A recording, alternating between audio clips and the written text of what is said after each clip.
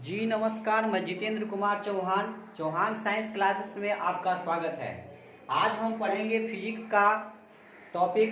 Physics में हम उसकी बेसिक चीज़ों की जानकारी अध्ययन करेंगे। ठीक है, यह सभी क्लासों के लिए बहुत अति आवश्यक होता है। यह देखिए, हम फिजिक्स को हिंदी में भौतिक विज्ञान कहते हैं। भौतिक का अर्थ कहाँ से आया है? भौतिक जो बना है फ्यूजिस शब्द से बना है। किससे बना है? फ्यूजिस। और फ्यूजिस का अर्थ होता है नेचर। फ्यूजिस का अर्थ क्या होता है? नेचर जो है, नेचर का अर्थ भी होता है प्राकृत। क्या होता है? प्राकृति। नेचर से बना है, नेचर से बना है प्राकृतिक। नेचर का अर्थ होता है प्राकृतिक, जिसमें प्राकृतिक में दो शब्द आते हैं। एक आता है द्रव या पदार्थ, एक होता है ऊर्जा। कहने का मतलब भौतिक विज्ञान में हम उन चीजों के बारे में अध्ययन करेंगे जो पदार्थ से रिलेटेड होगी, और जो ऊर्जा से रिलेटेड होगा उसे हम भौतिक विज्ञान में अध्ययन करेंगे।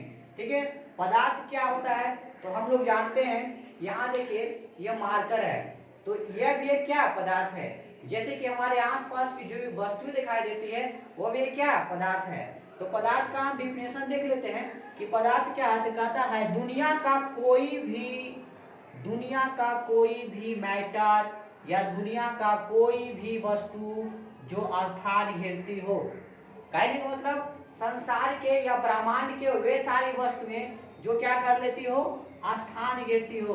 कहने का मतलब कुछ जगह को कवर करती हो। जैसे कि हम ये मार्कर है, देखिए इस मार्कर को हम जहां पर रख देंगे तो यह अपना कुछ न कुछ स्थान ग्रहण कर लेगी। तो वही बोलता है कि वस्तु जो कुछ स्थान घेरती हो, जिसका द्रव्यमान होता हो। कहने का मतलब ये वस्तु का कुछ न कुछ क्या होगा? भार होगा। कुछ न कुछ क्या होगा? भार होगा। ठीक है, और उसके बाद बोलता है कुछ न कुछ में द्रव्यमान होता हो। ठीक है, और जो अपनी संरचना में परिवर्तन का विरोध करती हो, मतलब अपनी बनावट करने के बाद उसका क्या करती हो? विरोध करती हो।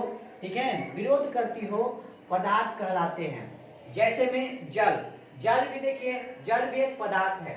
जल भी एक क्या है? पदार्थ है। यहाँ तक लिखिए हवा भी हमारा क्या एक पदार्थ है। बालू भी एक क्या है? पदार्थ है। ईंट भी एक क्या है? पदार्थ है। इसके अलावा और सारी चीजें को हम देख लेते हैं। जैसे बुक हो गया, बुक भी क्या है? पदार्थ है।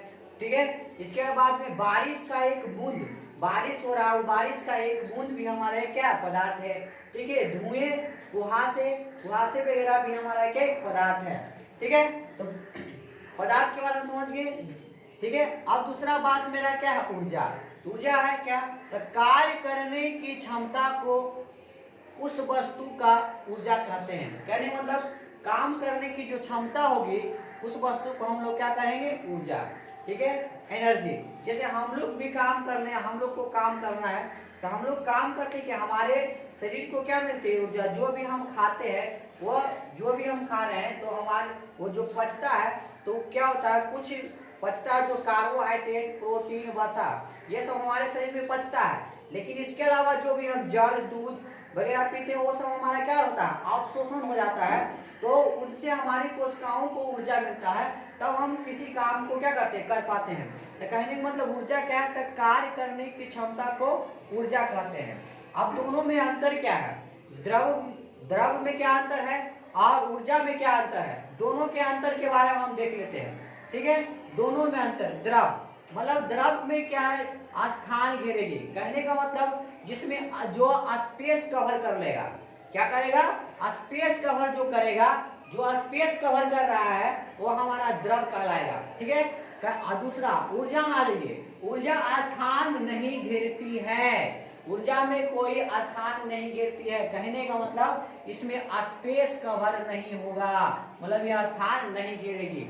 ठीक है, और दूसरा पॉइंट देख लेते हैं, दिखाई देता हो, है ना। द्रव क्या होगा? वह दिखाई देता हो, मतलब विजुअल होगा। जो हमें आस पास में जो दिखाई देगा वो विजुअल होगा। यहाँ तक कि दिखाई देना ही नहीं, जिसको हम अनुभव कर सकते हैं। जैसे हवा भी क्या है? हवा भी मेरा क्या है?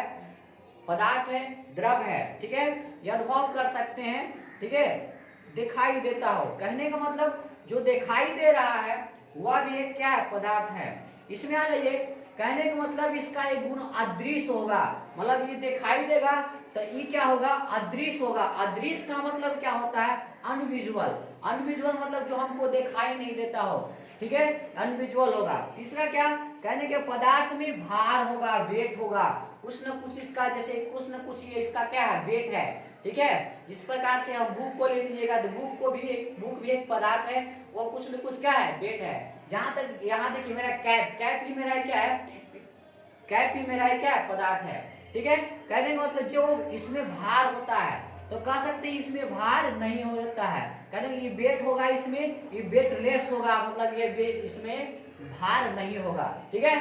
तो इस प्रकार से हम समझ गए कि पदार्थ और ऊर्जा के बारे में जिसमें संबंध अध्ययन करेंगे वो हमारा भौतिक विज्ञान कहलाता है। जैसे इसका परिभाषा हम देख सकते हैं, परिभाषा यही होता है, ठीक है। दूध से दही तक को देख लेते हैं, दूध से दही तक को देखेंगे तो देखिए दूध से दही का बात ये है कि जीरो से लेकर एकदम मक्खन तक को हम पढ़ लेंगे। तो दूध से दही का बात यही होता है कि देखिए कहा जाता है कि भौतिकी विज्ञान क्या है, इसका डिफिनेशन होता है कि भौतिकी प्राकृतिक विज्ञान की वह शाखा है। कहने का मतलब भौतिकी प्राकृतिक विज्ञान की वह शाखा है जिसमें द्रव तथा ऊर्जा उसकी परस्पर क्रियाओं का अध्ययन किया जाता है, वह क्या कहलाता है, भौतिक विज्ञान कहलाता है। तो भौतिक में हम किन किन चीजों के बारे में अध्ययन करेंगे, तो ये बता दिए, पदार्थ के बारे, पदार्थ से रिलेटेड जो भी चीज होती है उनके बारे में अध्ययन करेंगे, भौतिक विज्ञान कहलाएगा। देखिए भौतिक विज्ञान भौतिकी प्राकृतिक जगत का मूल विज्ञान है। कहने का मतलब क्या है, भौतिकी जो हमारा प्राकृतिक जगत का मूल विज्ञान है, कहा जाता है कि भौतिकी के बगैर, भौतिकी के अलावा हम विज्ञान को पूर्ण रूप से विकसित नहीं कर सकते हैं, यही हमारा भौतिक है। इसलिए भौतिक का ज्ञान हमें होना अति आवश्यक है। अब देखो भौतिक को गुण के आधार पर भौतिक को दो शाखाओं में रखा गया था। भौतिक दो शाखा होते हैं, दो भागों का बटा होता है। एक होता है एनिसेंट फिजिक्स और दूसरा होता है मॉडर्न फिजिक्स।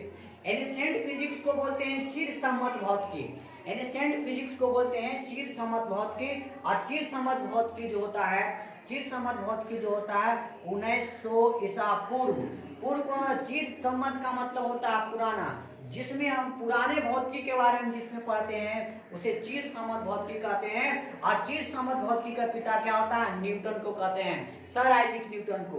चिर सम्मत भौतिक पिता किसे कहते हैं, सर आइजैक न्यूटन को कहते हैं, ठीक है। यह न्यूटन को कहते हैं। न्यूटन कहाँ का वैज्ञानिक थे, ये ब्रिटेन का वैज्ञानिक थे।